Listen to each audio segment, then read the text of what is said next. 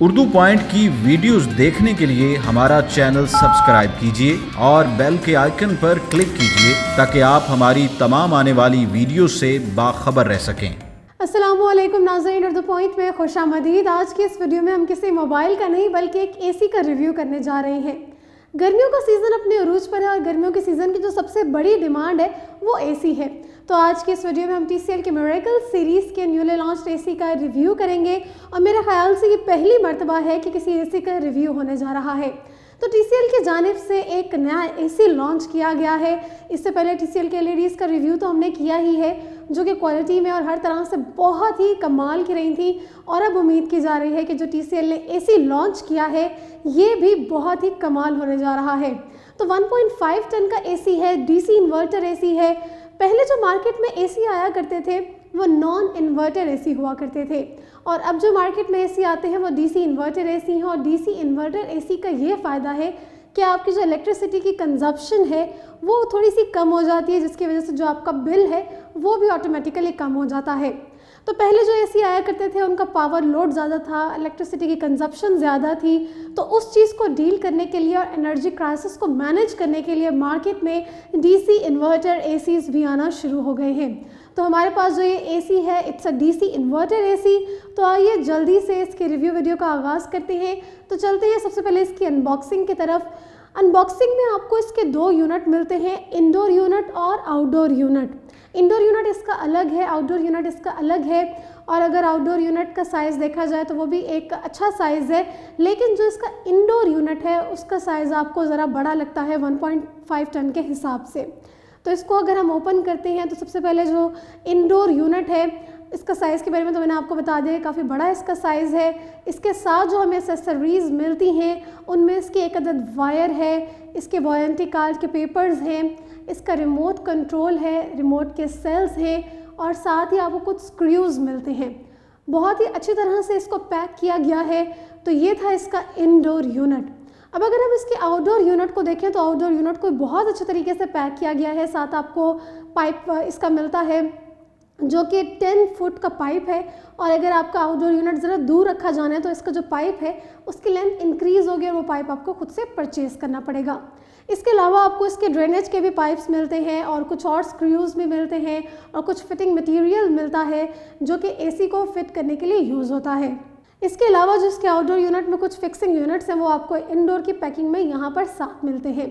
तो आइए जल्दी से अब हम इसको फिक्स करवा लेते हैं। इसको फिक्स करने के लिए TCL की ही टीम आई है, TCL की टीम इसको फिक्स करेगी। तो इसकी फिक्सिंग का प्रोसेस भी आपको क्विकली दिखाते हैं।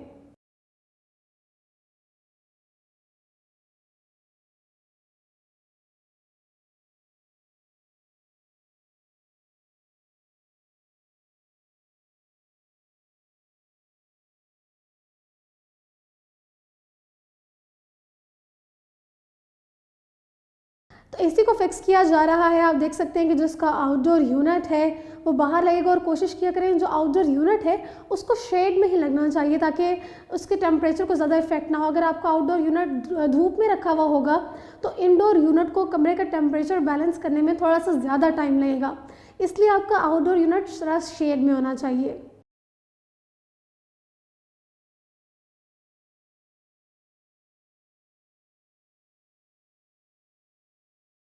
जी, तो क्विकली आपने देखा एसी हमारा फिक्स हो चुका है। तो अब एसी की ओवरऑल लुक्स की बात करते हैं। वाइट कलर का एसी है और जो इसकी ओवरऑल प्लास्टिक की लुक है बहुत ही खूबसूरत और नाइस फिनिश आपको इसमें मिलता है। जहां से एयर ने निकलना है और वो जो इसके ब्रैकेट्स हैं वो सारे भी आपको प्लास्टिक के बेल्ट में मिलता है, लेकिन जब आप इसको ओपन करते हैं तो फिल्टर्स के बाद अंदर आपको कॉपर की ट्यूबिंग मिलती है, यानी कि कॉपर का बेल्ट है सारा अंदर। साथ ही साथ आपको एक तरफ इसके यहाँ पर एक ऐसा बॉक्स मिलता है जो इलेक्ट्रिसिटी को इसके अंदर ही कंट्रोल करता है।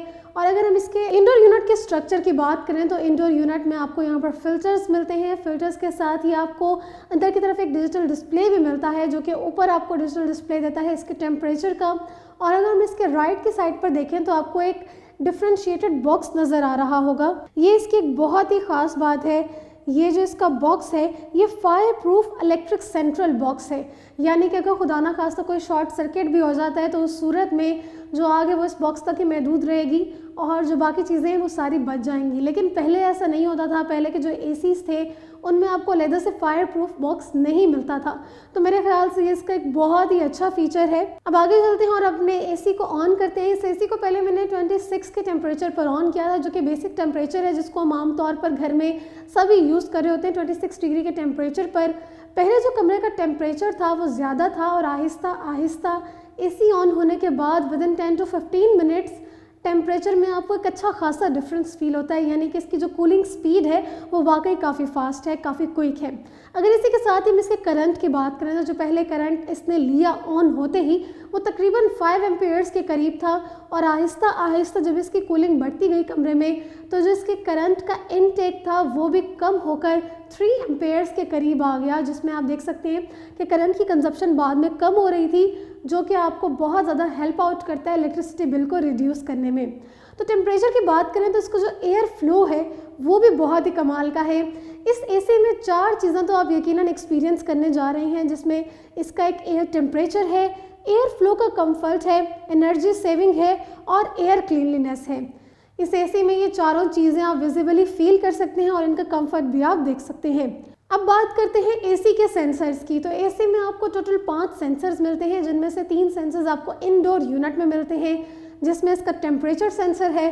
तो मैं आपको यहाँ पर एक और बात बताई चलूँ कि जो आपका एसी है वो आर्टिफिशियल इंटेलिजेंस का कैपेबल है, यानी कि इंटेलिजेंट एसी है।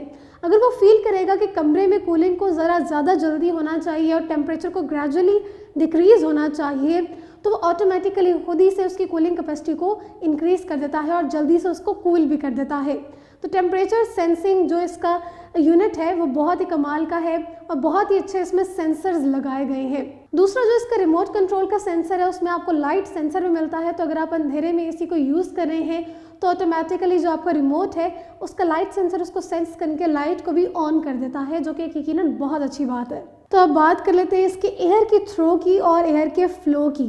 तो एयर का जो फ्लो है वो आपको 4 डायरेक्शन से मिलता है, वर्टिकली भी, हॉरिजॉन्टली भी, और इसके साथ ऊपर और नीचे चारों डायरेक्शंस में आपको इसके हीट का फ्लो मिलता है।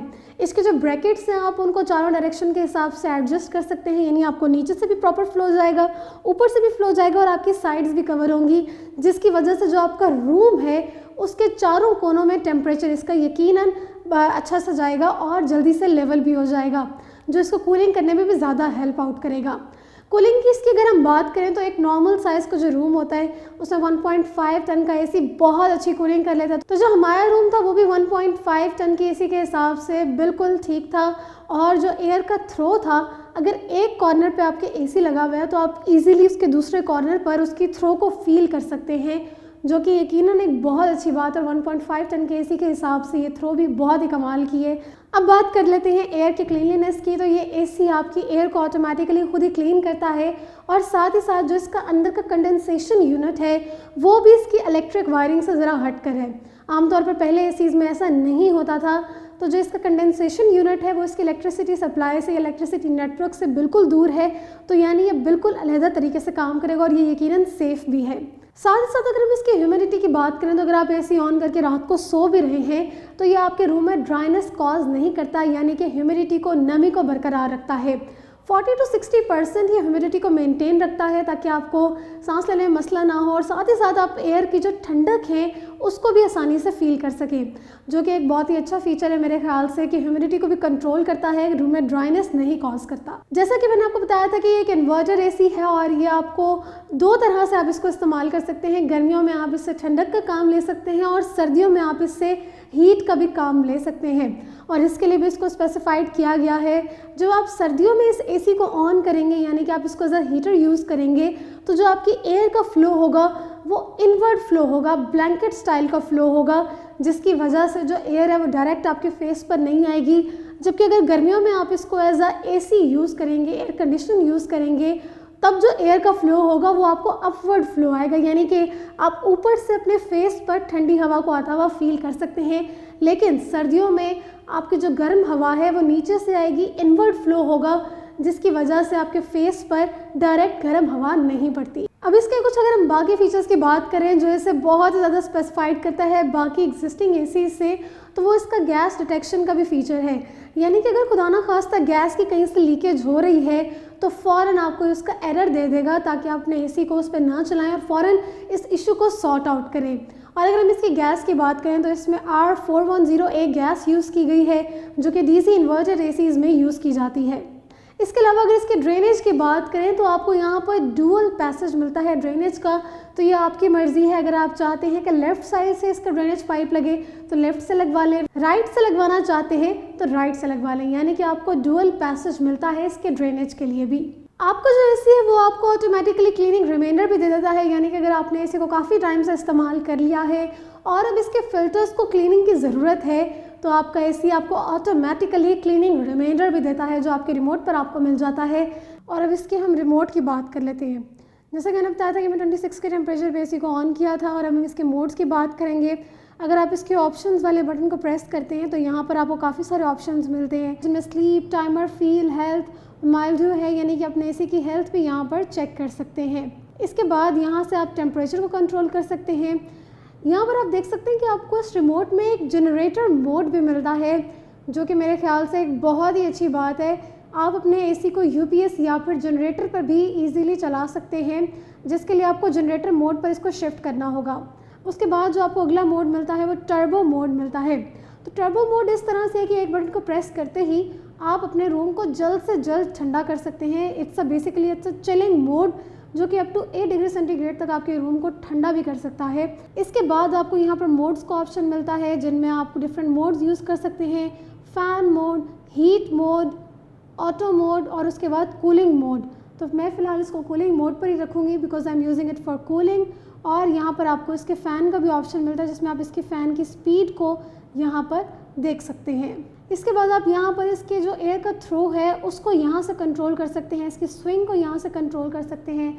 ब्रैकेट्स को आपने कितना मूव करना है, किस तरह का फ्लो चाहते हैं, इसको आप यहाँ से एडजस्ट कर सकते हैं। इसके बाद अगर हम इसकी यहाँ पर उल्टी साइड पर देखें तो यहाँ पर आपको एक नोट मिलता है, जिसमें आपको चाइल्ड लॉक का बताया गया है कि अगर आप बच्चों से इस एसी को रिमोट को दूर नहीं रख पा रहे तो आप चाइल्ड लॉक को ऑन कर सकते हैं, जिसकी वजह से बच्चे इसको नहीं छेड़ पाएंगे। जी नाज़रीन, तो ये था TCL का मिरेकल सीरीज़ का एसी, जिसका मॉडल था TAC 180-3B। इसका आज हमने आपके साथ रिव्यू शेयर किया। 1.5 टन का डीसी इन्वर्टर एसी था, और मेरे ख्याल से जो इसके तमाम स्पेक्स थे और फीचर्स थे वो आपको अच्छी तरह से क्लियर हो गए होंगे। अब बात कर लेते हैं इसकी प्राइस की। इसकी जो स्टार्टिंग में प्राइस थी वो तकरीबन 80,000 के राउंड अबाउट थी, 79,900 थी, लेकिन अब ये डिस्काउंटेड प्राइस पे आपको मिल सकता है। अब जो इसकी प्राइस है उसमें डिस्काउंट कर दिया गया है। 74,900 के प्राइस रेंज में अब आपको ये एसी इजीली मिल सकता है। तो उम्मीद करती हूँ कि आज की एसी का रिव्यू आपको बेहद पसंद आया होगा। इसके बारे में अगर मज़ीद आप कुछ जानना चाहते हैं तो कमेंट सेक्शन में ज़रूर बताइएगा। अपनी मेज़बान ज़ोफिशा नकवी को दीजिए इजाज़त। अल्लाह हाफ़िज़।